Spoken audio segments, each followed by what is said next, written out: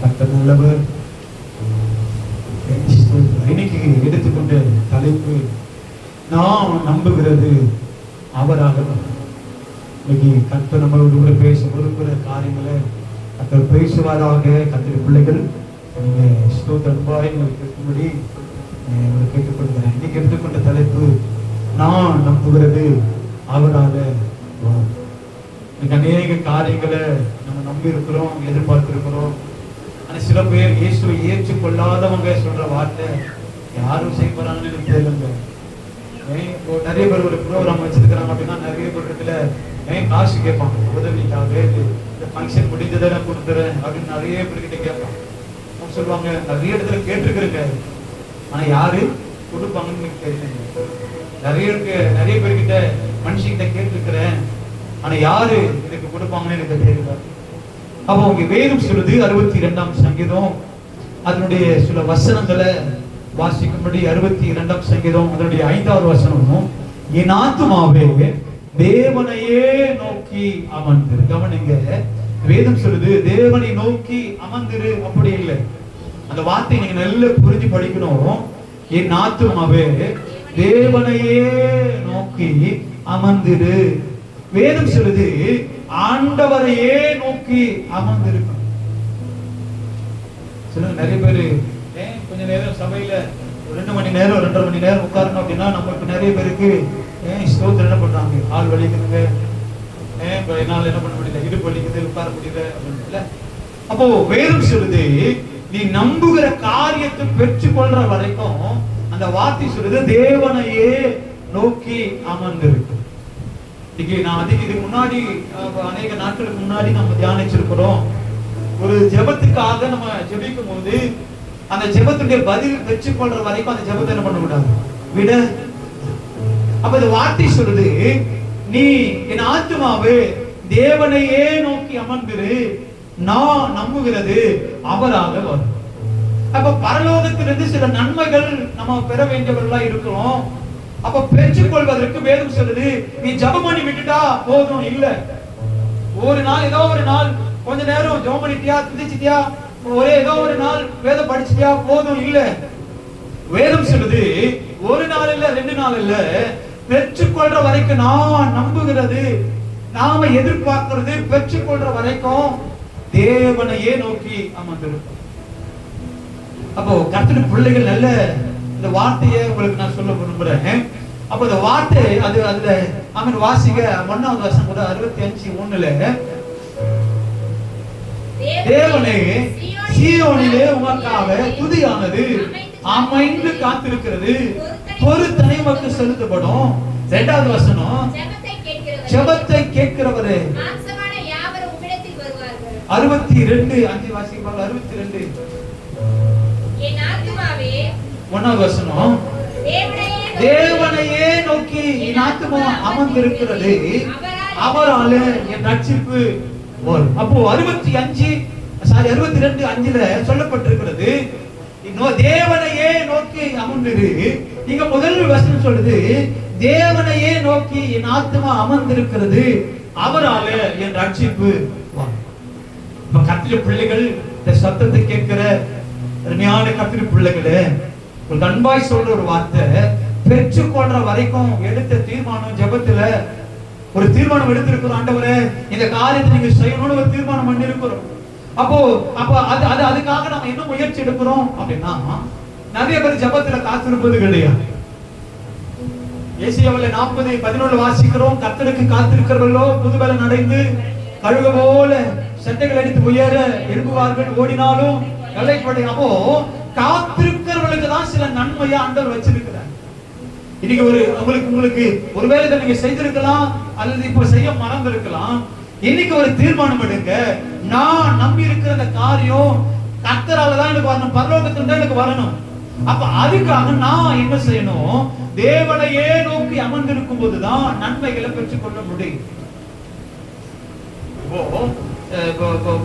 ஒரு பலவீனத்தில் இருக்கிறாங்க, உடம்பு சரியில்லை, ஒரு வயிற்று வலின்னு வச்சுங்களேன், அவங்களுக்காக நாம என்ன பண்ணலாம், பரிதவிக்கலாம். ஐயோ பாத்துங்க வலிக்குதான், இப்படிதான் இருக்கும், சில ஆறுதல் சொல்ல முடியும். ஆனா அந்த வயிற்று வலிக்காக நாம் என்ன பண்ண முடியாது?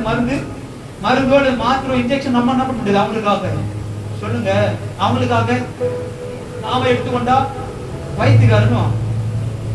அப்போ நான் நம்புகிறது, நான் எதிர்பார்க்கறத நான் பெற்றுக்கொள்ளணும் அப்படின்னா நான் தான் ஆண்டவருடைய சமூகத்துல காத்திருக்கணும். அதுக்காக ஒரு கூலியார் போட்டு ஜெபம் பண்றது சொல்லுங்க, அது பைத்தியக்காரர் தான். உன்னால விளங்கல் பண்ணிட்டு ஜெபம் பண்ண முடியல, உட்கார்ந்துட்டு ஜெபம் பண்ணு.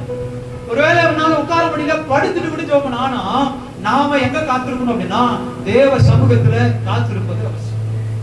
தேவ சமூகம் என்பது சபை அல்ல. எங்க ஜெபிக்கணும்னு உட்காரணுமோ அது தேவ சமூகம். எங்க வேதத்தை படிக்கணும்னு நினைக்கிற அதுதான் தேவ சமூகம். அப்ப நீ இருக்கிற இடம் தான் தேவ சமூகம்.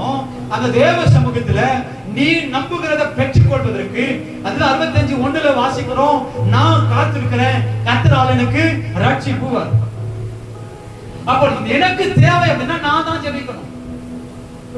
சில பேர் சபையில ஜெப குறிப்பு கொடுத்துட்டு அவங்க வேலைக்கு போயிடுவாங்க, அவங்க ஊருக்கு போயிடுவாங்க. இதுக்காக என்ன பண்ணுங்க, இன்னைக்கு நிறைய ஜெபங்கள் கேட்கப்படாம போவதற்கு காரணம் இதுதான். சர்ச்சில் கொஞ்சம் சொல்லுங்க, ஜெபம் பண்ணுங்க. நீ எங்கம்மா போற? நான் ஒரு வேலையா வெளியில போறேன். நான் நம்புகிறத நான் பெற்றுக்கொள்ளணும் அப்படின்னா நான் தான் தேவ சமூகத்துல உட்காரணும். ஒருவேளை குடும்பமா உட்காரியா அது வருமானம் இன்னும் பலன் அதிகம். புரியுது நான் சொல்றது? நான் ஜெபிக்கணும், இன்னும் ஒரு 2 பேரை என் குடும்பத்துக்கு சேர்த்துட்டு அது மிகவும் பலன் உள்ளது. புரியுது நான் சொல்றது? அப்போ அந்த பலனை விட நான் ஜெபிக்கிறேனா என்பது மிக மிக அவசியம். நான் ஜெபிக்கிறேன், நான் ஆண்டவருடைய சமூகத்தில் காத்திருக்கிறேனா. இன்னைக்கு நம்மை நாம ஏமாற்றிக் கொள்வது இதுதான். ஜெப குறிப்பு கொடுத்துட்டு வீட்டை ஜெபம் பண்ணிட்டு போயிட்டு ஊரை சுத்துறது, ஜெபம் பண்ணிட்டு தேவையில்லாத காரியத்தை பார்க்க, இது இல்லை. நான் நம்புகிறத நான் பெற்றுக்கொள்ளணும் அப்படின்னா நான் தான் உட்காரு. நான் ஒரு பலவீனம் பண்றேன், நான் மாத்திர சாத்தா நல்லா ஆகணும் அப்படின்னு நம்ம நினைக்கிறோம். இதே போலதான் அப்பா விரும்புறாரு, நீ தேவனையே நோக்கி அமர்ந்திருக்கும் போதுதான் நீங்க நம்புகிறது உங்களால பெற்றுக்கொள்ள முடியும். அதுதான் 2வது வசனம். 2-3 படி, 2வது வசனம் 8வது வசனம் படிங்க. அவரே என் கண்மலையும் என் ரட்சிப்பும் என் உயர்ந்த அடைக்கலமுமாய் இருக்கிறவர், நான் அதிகமாய் அசைக்கப்படுவதில்லை. இப்போ எந்த ஒரு மனுஷன் அப்பா சமூகத்தை தொடர்ந்து ஜெபம் பண்ணிக்கிட்டு நேரத்தை அதிகமாய் செலவிட்டு அதிகமாய் ஆண்டவரை பார்த்து பிடிக்கிற மனுஷன் அவங்களால தைரியமா சொல்ல முடியும், நான் எந்த சூழ்நிலையிலும் அசைக்கப்பட முடியவே முடியும். இன்னைக்கு கர்த்தருடைய பிள்ளைகள் நமக்குள்ள ஒரு சின்ன சின்ன ப்ராப்ளம் பிரச்சனை வந்த உடனே நிறைய பேர் பயந்து போறது, நிறைய பேர் என்ன செய்யறதுன்னு தெரியாம குழம்பி போறது. ஆனா இங்க சங்கீதக்காரர் சொல்றாரு, நான் அதிகமாய் அசைக்கப்படுவது காரணம் என்ன? நான் கர்த்தருடைய சமூகத்துல தேவனையே நோக்கி அமர்ந்திருக்கிறேன். அது 8வது வசனத்துக்கு வாசிங்க. எப்ப நம்பணும்? ஜனங்களே எக்காலத்திலும் அவரை நம்புங்கள், அவர் சமூகத்தில் உங்கள் இருதயத்தை ஊற்றி விடுங்கள். நல்லா கவனிக்கணும். என்ன பண்ணணுமா? சொல்லுங்க, இருதயத்தை என்ன பண்ணணும்? எப்படி ஊற்ற முடியும்? தேவ சமூகத்துல வாட்டு அழகா நம்ம படிக்கிறோம். 8வது வசனம் 62:8 எக்காலத்திலும் அவரை நம்புங்க, அவர் சமூகத்தை போய் சும்மா உட்கார்ந்துட்டு இருக்காத, அவர் சமூகத்தை போய் வேடிக்கை பார்த்துட்டு இருக்காத, அவர் சமூகத்தை போய் தூங்கிட்டு இருக்காத. அதற்கு மாறா உன் இருதயத்தை என்ன பண்ணு? ஊற்று. எப்படி ஊற்ற முடியும்? இப்ப அண்ணால் அவருடைய சக்கலத்தை அவங்களை அதிகமாய் விசனப்படுத்துவதால் எப்போ சபைக்கு போகும்போதெல்லாம் அவன் சபைக்கு போற நேரமெல்லாம் அவனை துக்கப்படுத்த ஆரம்பிக்கிறான். அப்போ அண்ணாளுக்கு அந்த துக்கத்தோடு வந்து சபையில அழுதுட்டு இருப்பது அவங்க சொன்னாங்க அப்படின்பதற்காக அல்ல. ஒருவேளை வருஷத்தோடு வேணா அப்படி உட்கார்ந்து இருக்கலாம். ஆனா ஒரு நாள் அவள் உதடுகள் மாத்திரம் அசையுது. ஏழி பார்க்கிறார், ரொம்ப நேரம் என்ன பண்றான்? ஜெபம் பண்ணிட்டு இருக்கிறான். ஏழிக்கு அவர் சந்தேகம், ஒருவேளை அவ குடித்து வரித்து இருக்கிறாளோ. இதுவரைக்கும் அண்ணா கொஞ்ச நேரம் வருவா, ஓடி விடுவான், கொஞ்ச நேரம் உட்காருவா, அழுவா. இதுதான் வாடி அடி வாடி. ஆனா ஒரு நாள் இல்ல, ஒரு நாள் உட்கார்றாங்க, ரொம்ப நாள் அப்படியே உதடுகள் மாத்திரம் அசையுது, முணுமுணுக்கிறாங்க. ஆனா கண்ணுல தண்ணி தாரதாரியா போகும். ஏழி கூப்பிட்டு சொல்றாரு, என்னம்மா அவங்க சொல்றாங்க, நான் கிளேசம் இல்ல. அப்போ அவங்க என்ன பண்றாங்க அப்படின்னா அவங்க இருதயத்திற்கு எல்லா கஷ்டத்தையும் ஆண்டவர் சமூகத்துல மணிக்கணக்கா உட்கார்ந்து ஜெபிக்க ஆரம்பிக்கிறாங்க. இப்ப ஏழி சொல்றாரு, ஏழு அதுக்கு முன்னாடி சொன்ன 4-5 நினைக்கிற அந்த வசனத்துல குடித்து வரித்து இருக்கிறாரோ அப்படின்னு. அப்ப அதுக்கு பின்னாடி சொல்றாரு, இல்ல நீ கேட்ட விண்ணப்பத்தின் கர்த்தர் உனக்கு கட்டளையிடுவாராக, போ சமாதானத்தோடு போ. அப்போ நாம தேவ சமூகத்துல வரோம், நம்ம எந்த அளவுக்கு ஊற்ற ஆரம்பிக்கிறோம் இருதயத்தை. புரியுதுங்களா? ஒரு 2.5 மணி நேரம் அப்பா சபத்தில் உட்கார இன்னைக்கு வந்திருக்கிறோம். அப்ப இந்த 2.5 மணி நேரம், இந்த 6 நாள்ல நம்ம 2.5 மணி நேரம் கொடுக்கல. இந்த திங்கட்கிழமை சனிக்கிழமை வரைக்கும் 2.5 மணி நேரம் எப்பயாச்சும் நம்ம ஆண்டவருடைய சபத்தில் இல்லைங்க. அப்ப ஞாயிற்றுக்கிழமை நான் 2.5 மணி நேரம் கொடுப்பது போல இந்த ஒரு நாள் இந்த வாரத்தை நான் செய்யறேன் அப்படின்னா அது ரொம்ப கஷ்டம், யாரும் செய்வது கிடையாது. அப்ப கிடைக்கிற இந்த நேரத்தை நீங்க எத்தனை பேர் தன் இருதயத்தில் இருக்கிற எல்லா விதமான கசப்பையும் எல்லா விதமான கண்ணீரையும் எத்தனை பேர் அப்பா சம்பளத்தில் ஊற்ற இன்னைக்கு வந்திருக்கிறோம் என்பது ரொம்ப கவனிக்கும். வேதம் சொல்லுது காத்திரு. எப்படி காத்திருக்கணும்? தேவனையே நோக்கி. புரியுதுல நான் சொல்றது? இப்போ நம்ம இதுல இருக்கிறோம் அப்படின்னா இதுக்கு முன்னாடி எல்லாம் ஆட்டோ வரதுக்கு முன்னாடி ஜீப் வரதுக்கு முன்னாடி பாத்தீங்கன்னா தனக்கு நடந்தே வந்துடும். அது என்ன பண்ண யோசிக்காம இப்ப கொஞ்சம் நம்ம இது கொஞ்சம் ஸ்டேட்டஸ் கொஞ்சம் மேல வந்ததுனால நம்ம என்ன பண்ண மாட்டோம், கொஞ்சம் தூரம் கூட. புரியுது என்ன சொல்றது? என்னத்துக்கு நம்ம இது நமக்கு தெரியுற மாதிரினா 10 பேர் சேர்ந்தா வர வண்டியில நம்ம என்ன பண்றதுன்னா சில பேர் இந்த சென்டர்ல இருக்காங்களே அவங்க பாத்தீங்க அப்படின்னா அந்த ஒருத்தர் தான் இருப்பாங்க. ஆனா நம்ம விட நாம நினைக்கிறோம் அவங்க ரொம்ப கஷ்டப்படுறாங்க. ஆனா அவங்க அவங்க அவங்க அவங்க சைடுல போய் பாருங்க, வீடு பிரம்மாண்டமா கட்டிருக்கோம். பாத்துக்கிட்டு அந்த சென்டர் நம்ம பக்கத்திலே ஒரு நிமிஷம் கூட நிக்க மாட்டாங்க. ஒருத்தர் 2 பேர் வாங்க போலாம் அப்படின்ட்டு என்ன பண்ண மாட்டேன். இன்னைக்கு நிறைய பேரு நீங்க நிறைய இடங்களில நம்ம என்ன பண்ணிட்டோம் அப்படின்னா அப்டேட் ஆகிட்டோம். இன்னைக்கு உண்மையாவே சொல்றேன், நீ மனுஷருக்கு காத்திருக்கிறியோ இல்லையோ, வேற எந்த வேலைக்கு காத்திருக்கிறியோ இல்லையோ, வருமானத்தை காத்திருக்கிறியோ இல்லையோ, அதிகமா ஆண்டவருடைய சமூகத்துல இன்னைக்கு ஒரு தீர்மானம் பண்ணுங்க. வேதம் சொல்லுது தேவனை நோக்கி அமர்ந்திருன்னு சொல்லுது. தேவனையே நோக்கி. காரணம் என்ன? 65:1 வாசிக்கிறோம், ரட்சிப்பு வரும். நீ காத்திருக்கும் போது உனக்கான விடுதலை வரும். அதுதான் ஸ்தோத்திர வசனம் 27ஆம் சங்கீதம் 13ஆவது வசனத்துல நானும் ஜீவனுள்ளோ தேசத்திலே கர்த்தருடைய நன்மையை காண்பேன் என்று விசுவாசியாது இருந்தால் கெட்டு போயிருப்பேன். 27, 13, 14ஆவது வசனம். 14ஆவது வசனம், கர்த்தருக்கு காத்திரு, அவர் உன் இருதயத்தை ஸ்திரப்படுத்துவார், திடமனதா இருந்து கர்த்தருக்கு காத்திரு. வார்த்தை சொல்லுது உன் இருதயத்தை ஸ்திரப்படுத்துவதற்கு, உன் அங்கலாய்ப்பை, உன் கண்ணீரை, உன் கவலையை, சொல்ல முடியாத துக்கத்தை ஆண்டவருக்கு மாற்றுவதற்கு திடமனதாய் தைரியமாய் இருந்து கர்த்தருக்கு காத்திரு, கர்த்தர் செய்வார். நீங்க நிறைய பேர் ஜெபத்துல ஆண்டவருடைய சமூகத்துல காத்திருக்கிற நேரம் நீங்க குறைஞ்சு வச்சு ஒரே இடத்துல ஆணி அடிச்ச மாதிரி கூட சில பேர் உட்காருவாங்க மனுஷருக்கு முன்னாடி. இந்த லோன் வாங்கும்போது அவ்வளவு போயிட்டா இருக்கும். ஸ்கூல் பிள்ளைங்களை வாதியில பொங்கு வச்சு உட்கார்ற மாதிரி அவ்வளவு போயிட்டா. இதுல பாத்தீங்க அப்படின்னா அவங்களே திட்டிப்பாங்க. பாத்தீங்க சும்மா சார் அவ்வளவு சைலண்ட். நீங்க நிறைய இடங்களில சில விஷயங்களை மாத்திக்கிறோம். ஆனா ஆண்டவருடைய சமூகத்துல மாற்ற வேண்டிய வேலையை மாறாம வேதம் சொல்லுது கர்த்தருக்கு காத்திரு, அவர் உன் இருதயத்தை ஸ்திரப்படுத்துவார். திடமனதா இருந்த கர்த்தருக்கு என்ன பண்ணு, காத்திரு. அதுதான் 37, 34 வாசிக்கிறோம். நீ கர்த்தருக்கு காத்திருந்து, இரண்டாவது அப்படி வழியை கை கொள்ளணும். ஒண்ணு காத்திருக்கணும், இரண்டாவது வழியை கை கொள்ளணும். தேவ சமூகத்துல கர்த்தருக்காக ஆண்டவரை நீங்க தான் ஆண்டவரை விடுதலை தான், நீங்க தான். அதுதான் வேத பகுதி சொல்றது போல எசேக்கியா ராஜா, பெரிய ராஜா செத்து போயிடுவாரு அப்படின்னு சொல்லிட்டாரு. அப்ப அவர் அடுத்த காரியம் நல்ல சாப்பிடணும், நல்ல நம்ம இஷ்டம் போல இல்ல. உடனே ஆண்டவருடைய சுமர்புறமாய் திரும்பி ஜெபிக்கிற ஜெபத்தை போல நாம ஆண்டவருடைய சமூகத்தில் காத்திருந்து, ஆண்டவரே இப்போ ஆண்டவர் சொல்றாரு காத்திரு. அது ஒருவேளை இன்னைக்கு நடக்கலாம், நாளைக்கு நடக்கலாம், அடுத்த வாரம் நடக்கலாம், அடுத்த மாசம் நடக்கலாம், ஆனா நடக்கும்.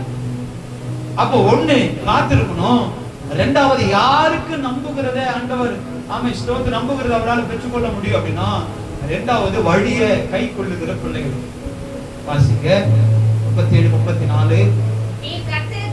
நீ கர்த்தருக்கு காத்திருந்து, இரண்டாவது அப்படி வழியை கை கொள், அப்பொழுது நீ பூமியை சுதந்தரித்துக் கொள்வதற்கு அவர் உன்னை உயர்த்து. கவனிங்க, ஒண்ணு வாசித்தோம், காத்திரு, தேவனையே நோக்கி காத்திரு. நீ நம்புகிறது அவரால் வரும். இரண்டாவது காத்திருந்து, இரண்டாவது வழியை கைக்கொள். என்னங்க வழி? ஆண்டவர் நமக்கு நன்மை செய்தாலும் செய்யாம போனாலும் நமக்கு கொடுத்த கட்டளையின்படி கற்பனையின்படி அப்படி வழியை கைக்கொள்ளும். புரியுதுங்களா? அப்போ இரண்டாவது நமக்கான தரிசனம், நமக்கான அழைப்பு ஆண்டவர் என்ன கொடுத்திருக்கிறாரோ அதை நம்ம என்ன பண்ணிக்கிட்டே இருக்கணும் அப்படின்னா, கொடுத்த அழைப்புல அது சரியா ஓடிக்கிட்டே இருக்கும். எனக்கு நன்மை வருது, எனக்கு விடுதலை வருது, வரல, அந்த வார்த்தை சொல்லுது கைக்கொள், நீ சுதந்திரத்துக் கொள்வதற்கு அவர் உன்னை உயர்த்துவார். எப்போ? ஒண்ணு காத்திரு, இரண்டாவது வழியை கைக்கொள். அதுதான் வேதம் சொல்லுது. மத்தேயு சுவிசேஷ புஸ்தகம் 24:13 வசனம், முடிவு பரியந்தம் நிலை நிற்பவனே ரட்சிக்கப்படுவான். ஒரு நாள் அல்ல ஒரு மாசம் சரியா இருந்தங்க, ஒரு மாசம் ஃபுல்லா காலை வெடிகால 12 மணிக்கு இருந்து 1 மணி நேரம் இதுக்காகவே ஜெபம் பண்ண, ஒரு மாசம் நல்லது. அப்ப அடுத்த மாசம் அதோட விட்டுட்டேங்க. இந்த வேதம் சொல்லுது, செய்கிற காரியம் ஒன்று காத்திருப்பதா இருக்கட்டும், இரண்டாவது வழி கைக்கொள்வதா இருக்கட்டும், இவை ரெண்டிலும் எது வரைக்கும்னா முடிவு பரியந்தம், பெற்றுக்கொள்ற வரைக்கும், பரலோகம் போற வரைக்கும் நிலை நிற்கணும்னு ஆண்டவர் விரும்புகிறார். சொல்லுங்க, எது வரைக்கும் நிலை நிற்கணும்? முடிவு பரியந்தம். அதான் யோபு 23:11 வசனம் கூட வாசிங்க. யோபு 23:11-12 வசனம். யோபு 23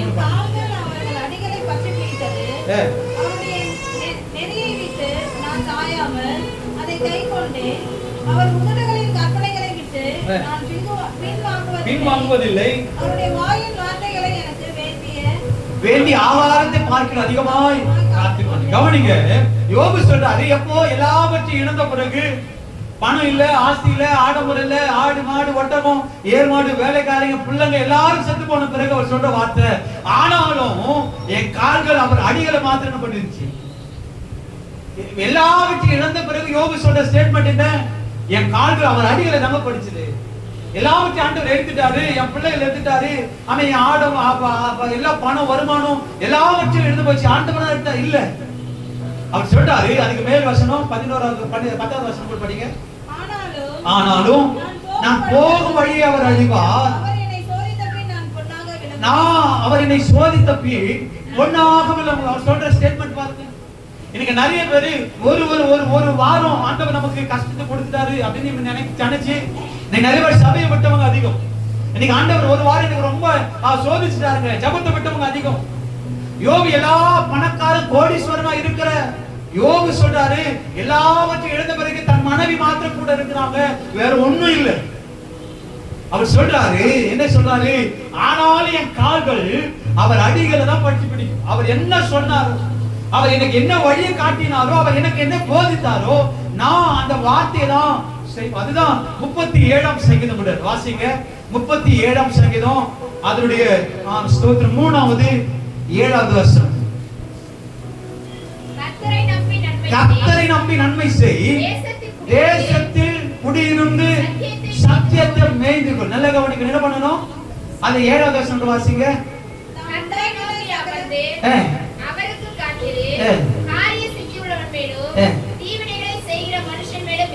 கவனிங்க, இங்க 2 வசனம் சொல்லப்பட்டிருக்கிறது. 3:7ல 3வது வசனம் நன்மை செய், குடியிருந்து சத்தியத்தை மேய்ந்து கொள். அப்போ ஆண்டவர் நமக்கு கொடுக்கிற வார்த்தை என்ன?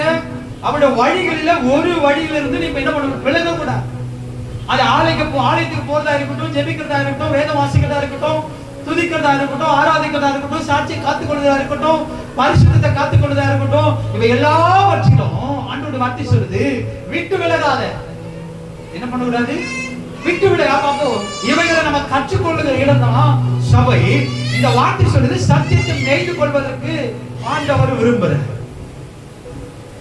கவனிங்க, சத்தியத்தை என்ன பண்ணணும் அப்படின்னா மேய்ந்து கொள்ளும். அப்ப வார்த்தைகளை எந்த அளவுக்கு நீங்க கேட்கிறீங்களோ அந்த அளவுக்கு உங்க வாழ்க்கை ஒண்ணு காத்திருப்பதை கற்றுக்கொள்ள முடியும், இரண்டாவது வழிகளை பின்பற்றுவதை ஸ்தோத்திரம் கை கொள்வதை உங்களால கற்றுக்கொள்ள முடியும். அத லூக்கா 8ஆம் அதிகாரம் வாசிங்க. லூக்கா 8ஆம் அதிகாரம். ஆமென், ஸ்தோத்திரம். 15வது வசனம்.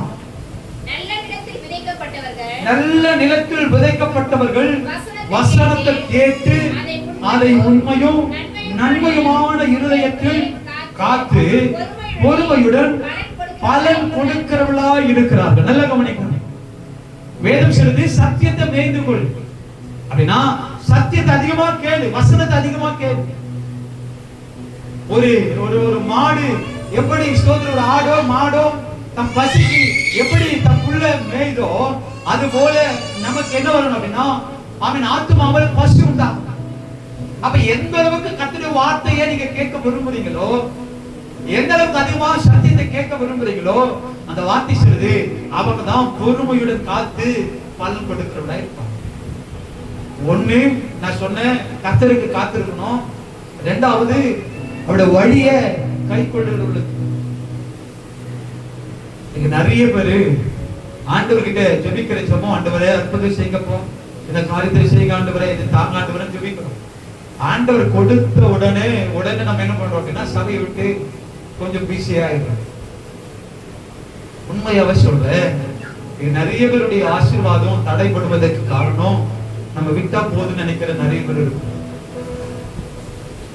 இன்னைக்கு உண்மையாவே சொல்றேன், ஒரு ஒரு ஒரு பிரச்சனை வந்த பிறகு நம்ம எந்த அளவுக்கு கண்ணீரோடு அப்பா சமூகத்தில் ஜெபிக்கிறோமோ அதே ஜெபம் பெற்றுக்கொண்ட பிறகு நீ ஜெபிக்கிற அப்படின்னா உண்மையாகவே இருக்கிறதை பார்க்கிறோம் ஆண்டவர் அதிகமா என்ன பண்ணுவாரு.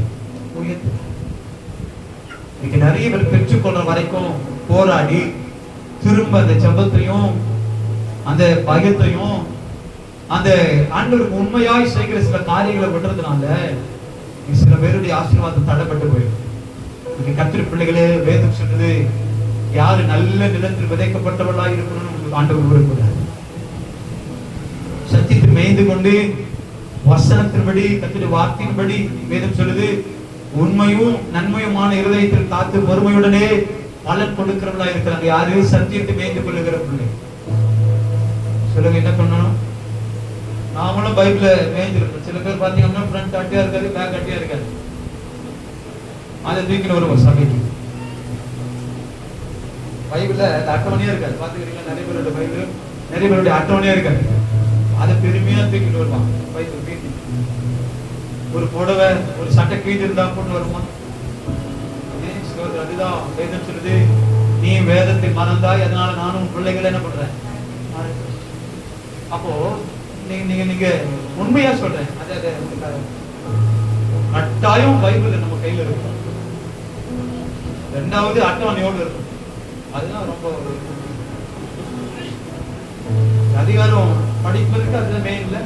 எத்தனை அதிகாரம் இருக்குது அதுல பாத்தீங்க அப்படின்னா ஒவ்வொரு ஆதியாகமும் எத்தனை அதிகாரம் இருக்குது, யாத்திராகமும் ஒவ்வொரு சில பேர் அதை படிச்சுட்டு என்ன பண்ணிடுறாங்க, கீழ்ச்சி போட்டுறாங்கன்னு தெரியும். அப்போ கர்த்தருடைய பிள்ளைகள் வேதம் சத்தியத்தை மேய்ந்து கொள்ளும், வசனத்தை. அப்ப எந்த அளவுக்கு வசனத்தை கேட்கலையோ அந்த வசனம் உனக்குள்ள தங்க ஆரம்பிக்குது. அதை நீ அதை அபியாசப்படுத்த விரும்புற, அதை செயல்படுத்த விரும்புற அப்படின்னா இருதயத்தை காத்து பொறுமையுடன் தான் பலன் கொடுக்கும். நம்ம வாழ்க்கையில ஆண்டவர் விரும்புற காரியம் ரோமர் 8:2 நம்ம ரோமர் 2ஆம் அதிகாரம் 7வது வசனம், சோர்ந்து போகாமல் நற்கிரியைகளை செய்து மகிமையும் கனத்தையும் அழியாமையும் தேடுகிறவர்களுக்கு நித்திய ஜீவனை ஆண்டவர் தருகிறார். ஆண்டவர் நம்மை ஆசீர்வதித்தாலும் ஆசீர்வதிக்காம போனாலும், கொடுத்தாலும் கொடுக்காம போனாலும் நாம அந்த வழிகளை கை கொள்வதை ஒரு நாளும் சில ஒரு நாளும் விடக்கூடவே கூடாது. இப்போ ஒரு ட்ரெயின் போகுது அப்படின்னா அந்த ட்ரெயினை நமக்கு குறிக்கப்பட்ட அந்த தண்டவாளத்தை தான் ஓடணும். எந்த தண்டவாளத்தை ஓபன் பண்றாங்களோ அந்த தண்டவாளத்தை கரெக்டா ட்ரெயின் போச்சு அப்படின்னா சேஃப், ஒரு பிரச்சனையும் கிடையாது. இல்ல எந்த வழி எனக்கு பிடிக்கல கொஞ்சம் மாறி போறோம் அப்படின்னா என்ன ஆகும்? உண்மையாவே சொல்றேன், எல்லா வண்டியோட ஆக்சிடென்ட்டும் இந்த ஏரோப்ளைன், இந்த ஹெலிகாப்டர், ஏரோப்ளைன் சம்திங் ட்ரெயின், இதோட ஆக்சிடென்ட் ரொம்ப விபத்து பெருசா இருக்கு. ஏன் அப்படின்னா அதுல டிராவல் பண்றவங்க ரொம்ப பேர் அதிகம். ஒரு பஸ் அப்படின்னா கூட ஒரு குறைஞ்சபட்சம் ஒரு 50 பேர் வச்சுக்கலேன், டைட்டா போனா கூட. அதுல கெப்பாசிட்டியோ 24 பேர் சீட்டு கெப்பாசிட்டி. அப்ப அவ்வளவுதான். ஆனா ஒரு ட்ரெயின்ல அப்படின்னா பல ஆயிரம் பேர் போறாங்க. ஒரு ஒரு ஒரு ஒரு ஏரோப்ளைன் தான் குறிப்பிட்ட ஆட்கள் போறாங்க. அப்போ அதனுடைய ஆக்சிடென்ட் ரொம்ப அதிகமா இருக்கும், ஆபத்து. அப்போ தண்டவாளத்துல ஒரு ட்ரெயின் போகணும் அப்படின்னா அது எந்த ட்ரெயினும் கரெக்டா அதை ஓபன் பண்ணும்போது அந்த ட்ரெயின் தண்டவாளத்துல கரெக்டா போச்சுன்னா ஒரு ப்ராப்ளமும் கிடையாது. ஆனா மாற்றிக்கொள்ள விரும்பினா ஆபத்து. இதேதான் ஆண்டவர் சொல்றாரு, உன் வழிகளை கர்த்தருக்காக என்ன பண்ணு, காத்துக்கோ. வழிகளை ஆண்டவர் சொல்றாரு, வழியை கை கொள்ளுகிற பிள்ளைகளா இருக்கணும். என்ன வழி ஆண்டவர் சொல்லி இருக்கிறாரோ அந்த வழியில கடினமா இருந்தாலும் சரி, அந்த வழி நமக்கு கஷ்டமா இருந்தாலும் சரி, ஆனா அந்த வழியில நம்ம பிரயாணப்படணுமே தவிர நம்ம வழியை மாற்றி கொள்ள கூடாது ஒரு நாள். அதான் வேதம் சொல்றது, இடுக்கமான வாசல் வழியான பண்ணுங்க, உட்பிரவேசிங்க. ஆனா அநேக பேர் என்ன பண்ண மாட்டேன், அதுல நடக்க மாட்டேன். ஆண்டவர் சொல்லி இடுக்கமா இருந்தாலும் பரவாயில்ல, நான் சொல்ற வழியில போங்க. அதுக்கு பின்னாடி ஆண்டவர் ஆசீர்வாதத்தை வச்சிருக்கிறார். ஆனா நாம் என்ன பண்றோம், இங்க ஜெபிக்கிறோம், ஆண்டவர்கிட்ட காத்திருப்பதில்லை, ஜெபிப்பதில்லை, அவன் இரண்டாவது வழி கை கொள்வதில்லை. ஆனா நம்ம சொல்றோம், என்ன ஆண்டவர் ஆசீர்வதிக்கவே இல்லைங்க. எப்படி ஆசீர்வதிப்பார்? இலவசமாய் பெற்றுக்கொள்ளுகிற நன்மை ஆண்டவர் என்கிறாரு, இல்லங்க நீ என்ன நம்பி காத்திருன்னு அவனுக்கு நன்மை செய்ய, என் வழியை கை கொண்டு நான் நன்மை செய்யறேன்னு சொல்றேன். ஆனா நாம சொல்ல, இல்ல ஆண்டவரே, நான் இஷ்டம் போல போவேன், இஷ்டம் போல ஓடுவேன், எந்த டிராக் வேணாலும் டிராவல் பண்ணுவேன், ஆனா சேஃபா நீங்க நினைப்பா. இல்ல, ஆண்டவர் சொல்ற வேண்டும். அதுதான் ஒண்ணு, காத்திருக்கணும். இரண்டாவது, வழியை கை கொள்ளுவர்களுக்கு நம்புவது தராது. மூணாவது, மனிதனை நம்பாதவர்களுக்கு தான் ஆண்டவர் செய்வார். வாசிக்கலாம் இறைமையா 17ஆம் அதிகாரம், இறைமையாவின் தீர்க்கதரிசன புத்தகம் 5ஆம் அதிகாரம் அதனுடைய 17 5வது வசனம். மனுஷன் மேல் நம்பிக்கை வைத்து மாம்சமானதை தன் பிரபலமாக்கி கொண்டு கர்த்தரை விட்டு விலகுகிற இருதயமுள்ள மனுஷன் சபிக்கப்பட்டவன் என்று கர்த்தர் சொல்லுகிறார். கவனிங்க, கர்த்தரே சில சாபத்தாண்டு கூட. என்ன சாபம்? என்ன நம்பி இருக்கணும், நான் உனக்கு வழியை கொடுப்பேன், நான் உனக்கு வழி ஆயத்தப்படுத்துவேன், உனக்கானதை நான் கொடுப்பேன், உனக்கானதை நான் செய்வேன் ஆண்டவர் சொல்றாரு. ஆனா ஆண்டவர்கிட்ட பெற்றுக்கொண்டோம். இன்னைக்கு மனுஷன் நம்புகிற நிறைய பேர் இருக்கிறோம். உங்களுக்கு புரியுதா? எனக்கு தெரியுங்க. ஆண்டவர் கொடுக்கிற ஆசீர்வாதத்தை பெற்றுக்கொள்றோம், ஆண்டவர் கொடுக்கிற விடுதலை பெற்றுக்கொள்றோம். ஆனா நம்பிக்கை யார் மேல இருக்கணும்? உலகத்தின் மேல, மனுஷன் மேல. ஆண்டவர் சொல்றாரு, நான் உங்களை வழி நடத்துவேன், நான் உங்களை போஷிப்பேன், உங்களுக்கு நான் இளைப்பாற பண்ணுவேன், நீங்க என்ன நம்பணும். ஆனா கர்த்தரை விட்டு விலகுகிற மனுஷனை நம்புகிற விலகுகிற ஆண்டவர் சொல்றாரு, சபிக்கப்பட்டவர்கள். 6வது வசனம், அவங்க அந்தர வழியில் கரளையாய் போன செடியை போல் இருந்து நன்மை வருகிறதை காணாமல் வனாந்தரத்தின் வறட்சியான இடங்களிலும் குடியில்லாத முகர் நிலத்திலும் தங்குவார். யாரு? சபிக்கப்பட்டவர்கள், பெற்றுக்கொள்ளாதவங்க, ஆசீர்வாதத்தை பெற்றுக்கொள்ளாதவங்க. நான் சபைக்கு தானே போறேன், இல்ல இல்ல, நீ சும்மா போய் சபையில உட்கார்ந்தனால ஒரு மாற்றம் இல்ல. ஆண்டவர் சொல்றாரு, தேவனையே நோக்கி காத்திருக்கணும். 2வது, அப்படியே வழியை கை கொள்ளணும். 3வது, கர்த்தரை நம்பணும். நீ சபைக்கு வருதுனால மாத்திரம் ஆண்டவர் என்னை ஆசீர்வதிப்பாரு, ஆண்டவர் இல்ல இல்ல, ஆண்டவர் விரும்புறாரு, நான் நம்புகிறது நான் பெற்றுக்கொள்ளணும் அப்படின்னா நான் தேவனை நோக்கி தான் இருக்கணும். யாரை நோக்கி இருக்கணும்? தேவனை தான். அவர் செய்வார், அவர் நிச்சயம் பண்ணுவார், செய்வார்.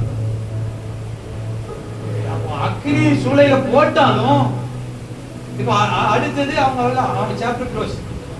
ஆமாவே, சிங்க கபில தானியேல போட்டாச்சு, முடிஞ்சு போச்சு, அவ்வளவுதான். இப்போ ராஜா எப்ப விடிய போகுது போய் பார்க்கலாம்னு ஆவலா இருக்கிறார். ஒருவேளை உயிரோடு இருக்கிறானா, செத்துட்டார். ஆண்டவருக்கு முன்னாடி இல்ல, ஆண்டவருக்கு தெரியும் இங்க ஒரு காரியத்தை செய்யும் போது அதுக்கு பின்னாடி சில நன்மைகளை நமக்கு ஒரு நண்பருக்கு தெரியும். புரியுது சொல்றது? ஆரம்பத்திலே கொடுக்கிற ஆசீர்வாதத்தை விட காத்திருந்து பெற்றுக் கொடுக்கிற ஆசீர்வாதம் ஸ்பெஷல். புரியுது சொல்றது? உங்களுக்கு புரியுற மாதிரி சொல்றேன், உங்களுக்கு உங்க மூஞ்ச பார்த்தாவே புரியுது. இப்ப சுட சுட ஒரு மட்டன் பிரியாணி ஒரு பிளேட் போட்டு ஒரே செகண்ட்ல சாப்பிடணும் அப்படின்னு நம்மளுக்கு வைக்கிறான்னு போட்டு, அது சீக்கிரமா நம்ம நிறைய சாப்பிடுவோம். இல்ல ஆறி போன சாப்பாடு பரவாயில்ல நல்லா இருக்கு, ஆறி இருக்குது அப்படின்னா அதை சாப்பிடுவோம். ரெண்டுமே பிரியாணி தான். நம்ம என்ன பண்றோம் அப்படின்னா, சில ஆசீர்வாதத்துக்கு ரொம்ப அவசரப்படும், உடனே அந்த சொல்லி இல்ல கொஞ்சம் காத்துரு, நான் உங்களுக்கு பெஸ்ட் ஆனது தரேன், அது ஸ்பெஷலா இருக்கும், நீ ஆச்சரியப்படுவ. கொஞ்சம் காத்துனா ஆண்டவர் இல்லைங்க, உடனே வேணும் ஆண்டவர். ஏதேன் தோட்டத்தில் ஆண்டவர் ஆதாம் ஏவாளை கொண்டு போய் விட்டதுக்கு அவங்களை குறிச்சு ஒரு திட்டம் ஆண்டவர் வச்சிருக்கிறார். ஆண்டவர் அவங்க கிட்ட ஓபனா சொல்றாரு, இதை மாத்திரம் சாப்பிட்டு. ஆனா அவங்க என்ன பண்ணல, அவங்களால காத்திருக்க முடியுது. ஆண்டவர்கிட்டே போய் ஆதாமும் ஒரு வாட்டியும் கேட்கல, ஏவாளும் ஒரு வாட்டியும் கேட்கல. ஆண்டவரே அதை சாப்பிட்டா என்னதான் நடக்கும் ஆண்டவரே, ஒரு வாட்டியும் சொல்லுங்க. திரும்ப போய் யாரும் கேட்டிருக்கிறாங்களா? நீங்கள் நிறைய பேர் அவசரப்பட்டுதான் சில ஆசீர்வாதங்களை இழந்து போறோமே தவிர. இப்ப உதாரணத்துக்கு ஆண்டவர் நமக்கு ஒரு நல்ல ஒரு மேனேஜர் வேலையை கொடுக்கணும்னு பிளான் பண்ணி வச்சிருப்பாரு, ஒரு கற்பனை பண்ணி ஒரு மேனேஜர் வேலையை கொடுக்கணும். நம்ம அவசரப்பட்டு என்ன பண்றோம்னா பியூர் வேலைக்கு போயிடும். ஆண்டவர் கொஞ்சம் வெயிட் பண்ணு, இது தான் நான் பாக்குறேன், வெயிட் பண்ணி கொஞ்சம் நான் உனக்கு பெஸ்டானது நான் தரேன்னு ஆண்டவர் சொல்றாரு. ஆனா நம்ம என்ன பண்றோம், இந்த அவசரம் கர்த்தரை நோக்கி காத்திருக்காம மனுஷன் சொல்ற சில ஆலோசனைக்கு இணங்கி போயிடும். ஆண்டவர் எங்க சொல்றாரு, இவங்க கடவுளாம் மனுஷனா நான் என்ன பண்றேன், அவன் தான் அவன் வேலைக்கு உழவைக்கிறான்னு உனக்கு தெரியாது. அவன் நினைப்பான் கடவுளாம் அமைச்சிருக்கிறாரு, நான் கூட என்ன பண்ணலாம்னு யோசினேன். அவசரம். அவ வார்த்தை சொல்லுது, அவசரப்பட்டு சில காரியங்களை நீ பெற்றுக்கொள்ள நினைக்கிறதுனால அந்த வார்த்தை சொல்லுது, அவன் அந்த வழியில் கடலையாய் போன செடியை போல் இருந்து நன்மை வருகிறதை காணாமல் வனாந்தரத்தில் வளர்ச்சியான இடங்களிலும் குடியில்லாத ஓரிடத்தில் தான் இருப்பான். இவங்க சபிக்கப்பட்டவங்க. ஆண்டவர் சொல்றாரு, இல்ல இல்ல, நான் இதுவரைக்கும் உங்களுக்கு ஜீவனோடு நடத்திருக்கிறேன், இதுவரைக்கும் உங்களுக்கு தேவையை சந்திச்சிருக்கிறேன், இதுவரைக்கும் அநேக ஆபத்துல அநேக கண்ணீரில உன் கண்ணீரை துடைச்சிருக்கிறேன், இதையும் நான் செய்வேன் என்பதை நம்மளால நிறைய பேரால என்ன பண்ண முடியல, நம்ப முடியல. ஆண்டவரே இவ்வளவு மாசம் ஆயிடுச்சு, இனியும் ஆபிரகாம் கூட சில சோர்ந்து போயிறாரு விசுவாசத்தில். அப்ப கர்த்தருடைய பிள்ளைகள் வருஷத்தை பொருட்படுத்தாத, மாசத்தை பொருட்படுத்தாத, ஆண்டவரை மாத்திரம் நோக்கி அமர்ந்து, ஆண்டவரை நோக்கி ஆண்டவரை நோக்கி உண்மையாவே சொல்றேன், அமர்ந்து பெஸ்டானது ஆண்டவர். அது வார்த்தை சொல்லுது, இவங்க சபிக்கப்பட்டவர்களாய் இருக்கிறாங்க. அதுதான் 118ஆம் சங்கீதம், 118ஆம் சங்கீதம் 8வது வசனம். மனுஷனை நம்புவதை பார்க்கிறோம், கர்த்தர் பேரில் பற்றுதலாய் இருப்பது நமக்கு நாளும். கர்த்தர் பிள்ளைகளே, நீங்க ஸ்தோத்திரம், மனுஷனை நம்பாதீங்க. அதான் 2 நாளாகமம் 14ஆம் அதிகாரம் ஆசாவை குறித்து பார்க்கும்போது வாசிங்க. 2 நாளாகமம் 14ஆம் அதிகாரம், 2 நாளாகமம் 14ஆம் அதிகாரம். ஸ்தோத்திரத்துடைய 11வது வசனம் வாசிங்க. ஆசா தன் தேவனாகிய கர்த்தரை நோக்கி கூப்பிட்டு, கர்த்தாவே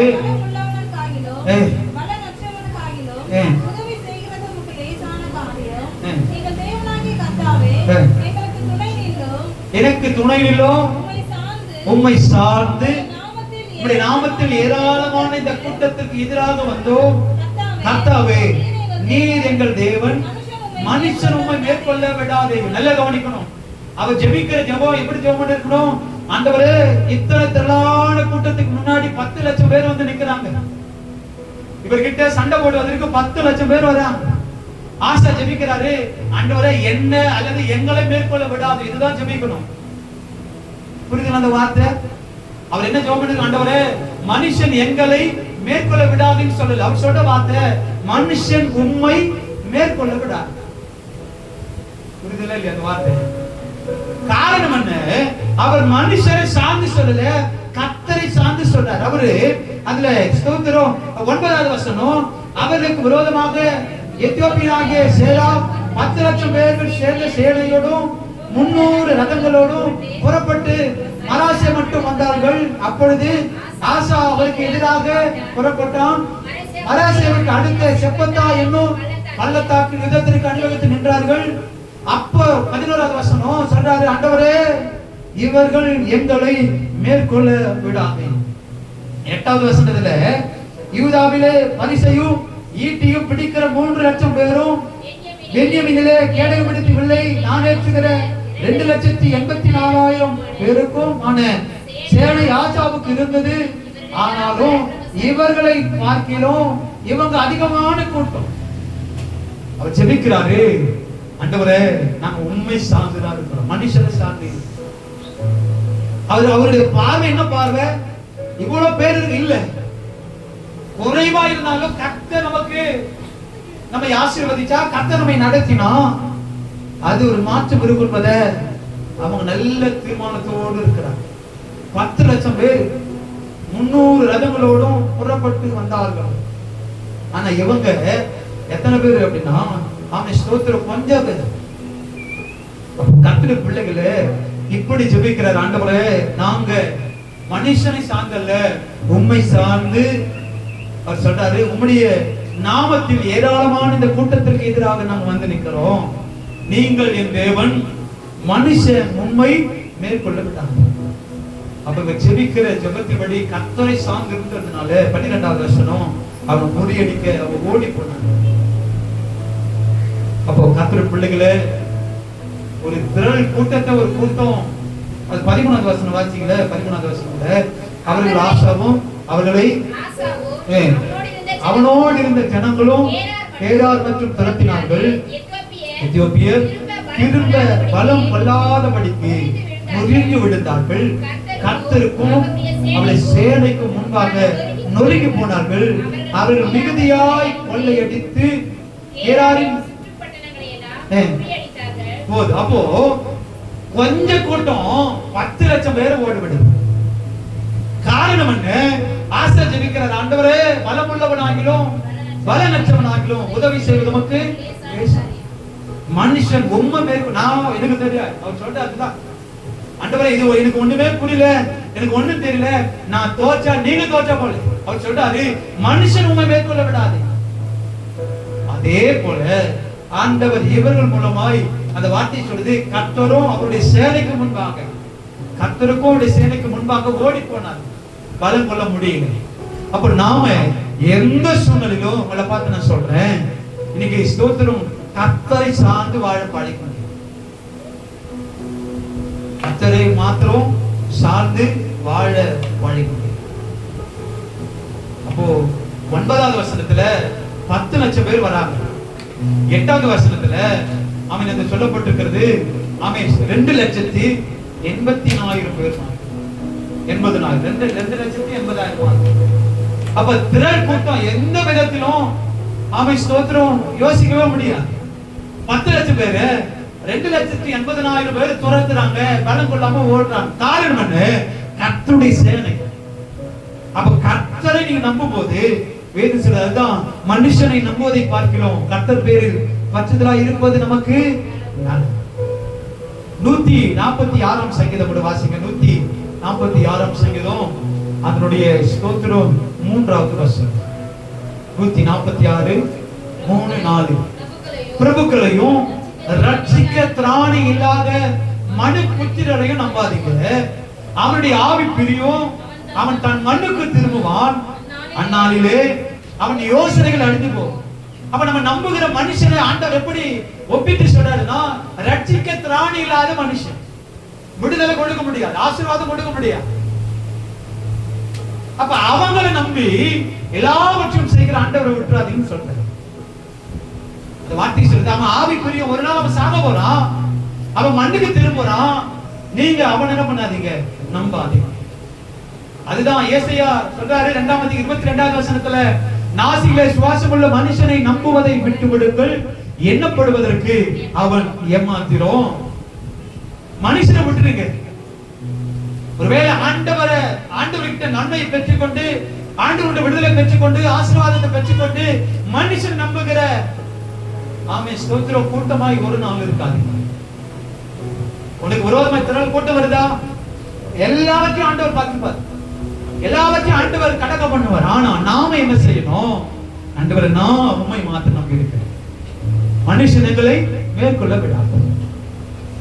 அப்ப கர்த்தருடைய பிள்ளைகளே, நான் இதோடு சொல்லி முடிக்கிறேன். 1, கர்த்தருக்கு காத்திருங்க. 2வது வழியை கை கொள்ளுங்க. 3வது மனுஷனை நம்பாதீங்க. நமக்கு ஆண்டவர் நிறைய அனுபவத்தை நம்மளுக்கு கொடுத்திருக்கிறார். மனுஷன் நம்ம ஏமாற்றி இருக்கிறான், மனுஷன் நமக்கு இதை செய்யறன்னு சொல்லி செய்யாம போயிருக்கிறான், போன் எடுக்காம போயிருக்கிறான், அநேக அனுபவத்தை ஆண்டவன் நமக்கு கொடுத்திருக்க நம்ம பார்த்திருக்கிறோம். அப்ப இன்னைக்கு ஒரு தீர்மானம் எடுங்க, ஆண்டவரே இனி அது என்ன தேவையானாலும் உங்க சமூகத்துல மாத்திரம் நான் காத்திருக்க விரும்புகிறேன். தேவனையே நோக்கி காத்து, தேவனையே நோக்கி காத்து. நீ நம்புகிறது அவரால் வரும். 1வது வசனத்தில் வாசிக்கிறோம், எனக்கு ரட்சிப்பு வரும் காத்திருக்கிறேன். அப்ப இன்னைக்கு கேட்ட வார்த்தையின்படி ஒண்ணு காத்திருக்க ஒரு வழி ஆண்டவர் நடத்துவாரு. அது கடினமா இருந்தாலும் அது எப்படியா இருந்தாலும் அந்த ஆண்டவர் சொல்ற வழியில நீங்க போங்க. ஆண்டவர் சொல்ற வழியில போங்க. ஆண்டவர் செய்வார். ஆண்டவர் நிச்சயம் நம்மை நடத்துறோம். எல்லா கண்களை மூடி தேவ சமூகத்துல பிரைஸ் சொல்லோ. ஹalleluya hallelujah hallelujah. Thank you Jesus, thank you Jesus. எல்லாரும் கண்களை மூடி சொல்லுங்க, என் வழியை கர்த்தருக்கு கொடுத்து விடு, அவரை நம்பியிரு.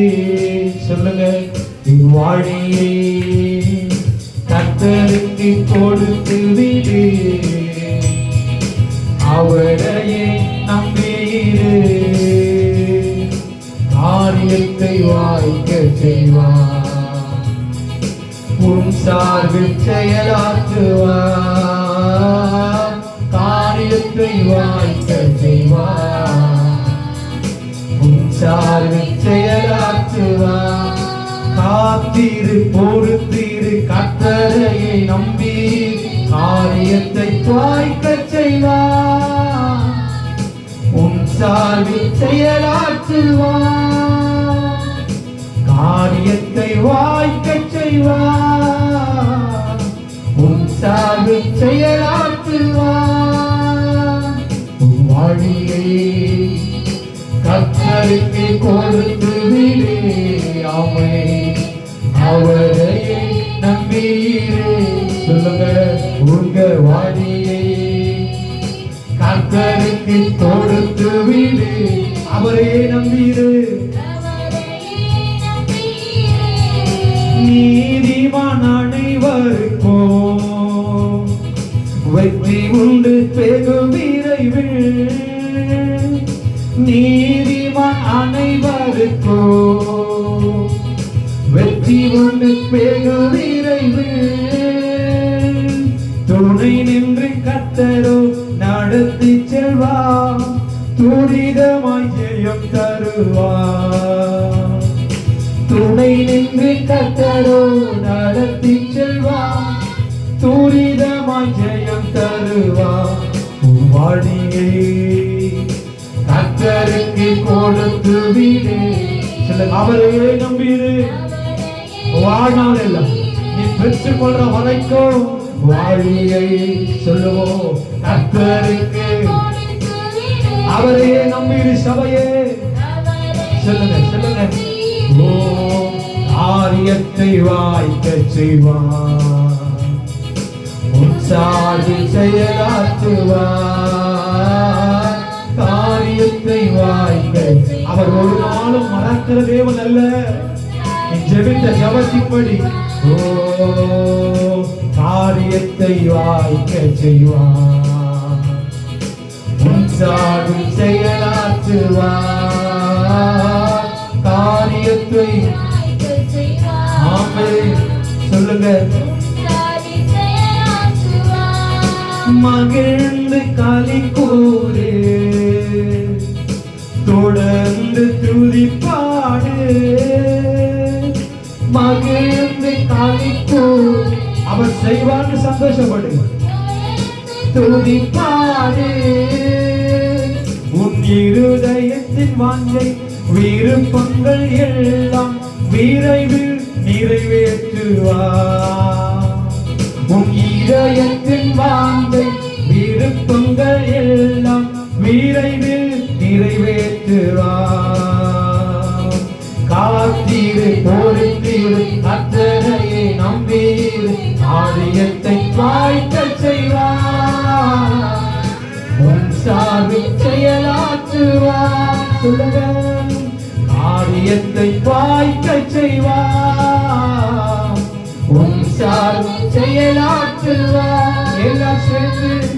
வழியை கர்த்தருக்கு கொடுத்து விடு. சபையே அவரையே நம்பியிரு. உன் வழியை சாம்பே கர்த்தருக்கு அவரையே நம்பியிரு. அவரையே நம்பியிரு. காரியத்தை வாய்க்க செய்வார். உன் சார்பில் செயலாற்றுவார்.